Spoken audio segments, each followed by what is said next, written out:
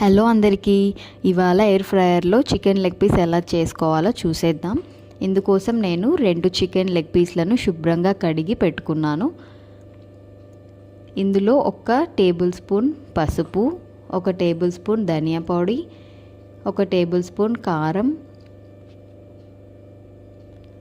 తీసుకోవాలి. 1 table spoon garam masala వేసుకున్నాను.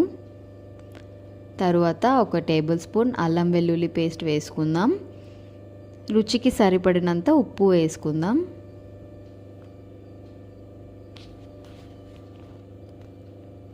ఈ మసాలా అంతటిని మొత్తం చికెన్ లెగ్స్కు బాగా కలిసేలాగా కలుపుకోవాలి.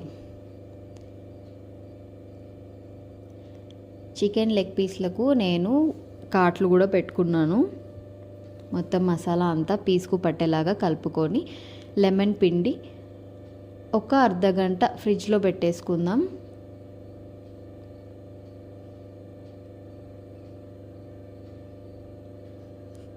ఫ్రిడ్జ్లో పెట్టాక ఒక హాఫ్ అన్ అవర్ అయింది. నేను దీన్ని ఇప్పుడు ఎయిర్ ఫ్రైయర్లోకి మారుస్తున్నాను. దీంట్లో ఒక పేపర్ని తీసుకొని చికెన్ లెగ్ పీస్లను రెండింటిని వేసుకున్నాను.